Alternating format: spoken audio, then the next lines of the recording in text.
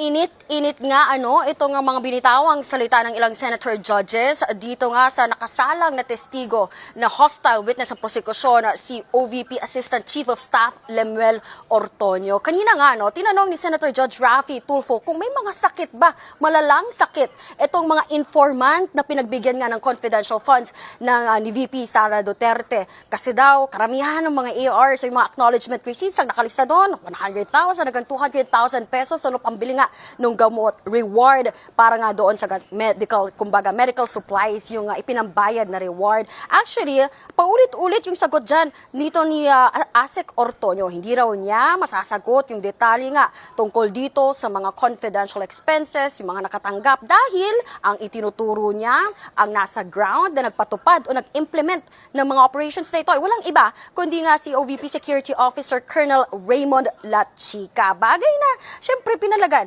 nito ni Senator Judge Raffy Tulfo dahil doon na nag-init yung ulo niya. Parang tila nagsunod-sunuran na lang ba? O parang tila nagmamaang-maangan na nga itong si ASEC Ortonio. Pakinggan po natin itong bahaging yan ng paglilitis. It defies logic. Hindi po kapanipaniwala ang mga pinagsasabi mo. Sir, for me, it really defies logic. Sayang po yung pagkatalino mo rito. Nasira po yung pagiging isang matalino mong tao. Pinakita mo na nagsasalita ka na para kang, sorry sir, nagtatanga-tangahan. Salamat po sir. With all due respect, Your Honor, I personally take offense of that comment, sir. I actually just did my duty, sir. At the time, sir, I believe na yun po yung kailangan kong gawin bilang isang empleyado po, sir. Paano naman po yung mga taong bayan? They're being offended sa paglulustay nyo ng pera. Lumilito na parang nilulustay ang pera dito eh. Pera ng taong bayan po ito ang pinag-uusapan natin. If you're taking offense, mas lalo pong offended ang napakaraming Pilipino ngayon.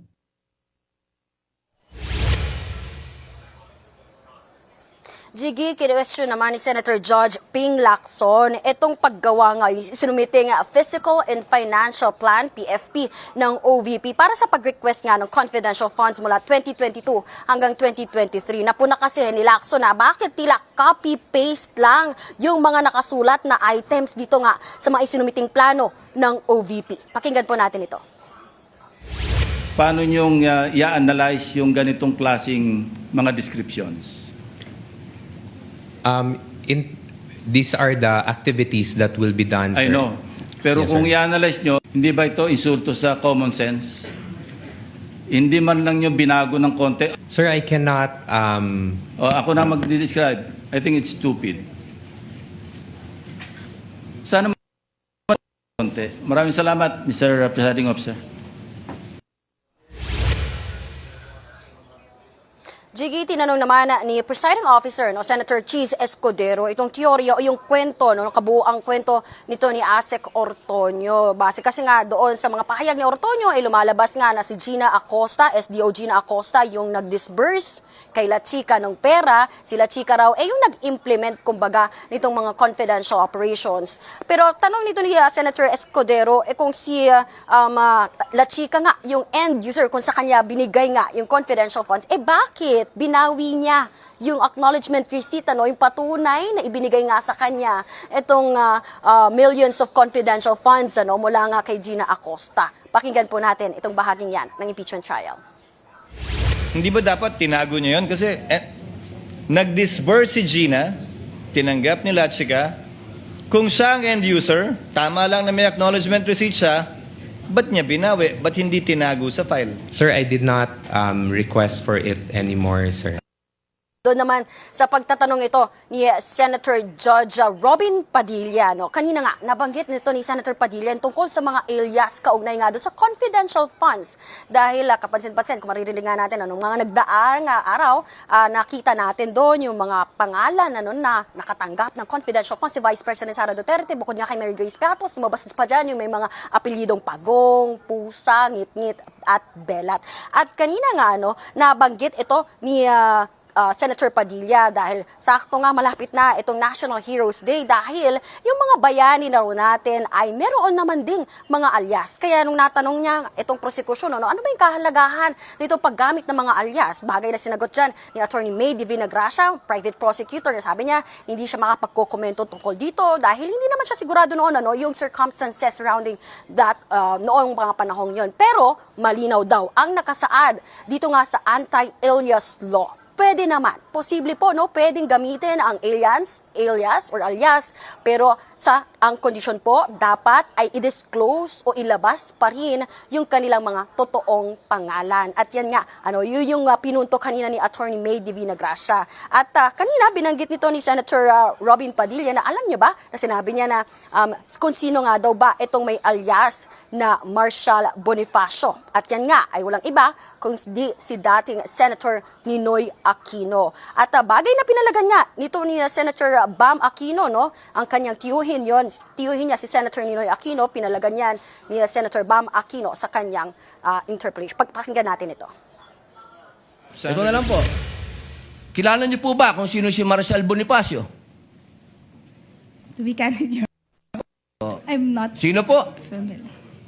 Si Benigno I'm sorry, Aquino Your Honor. Jr. Si Ninoy. Siya mismo may alias. Tama po, si Ninoy Aquino po ang kanyang alias ay Marshall Bonifacio para makauwi po siya sa Pilipinas nung nasa Boston siya.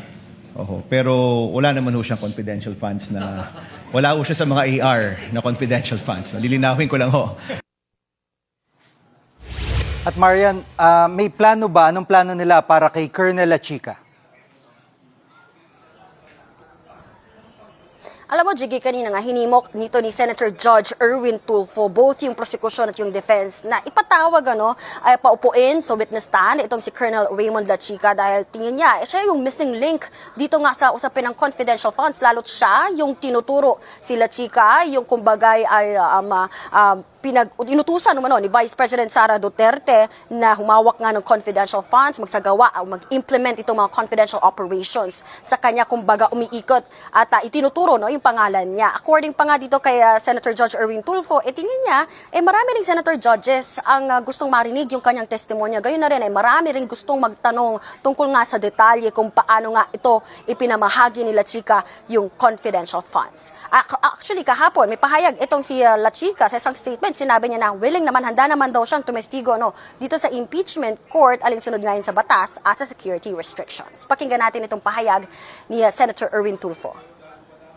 I'm sure lahat po ng senator judges would like to ask him, ano ba, saan mo ba dinala? Totoo bang inutusan ka ni BP? O sarili mo lang yan, binulsa mo? I have a lot of questions, Mr. Presiding Officer. That's why I am praying that one day we will be able to talk to Colonel Lachica para matapos na ho ito.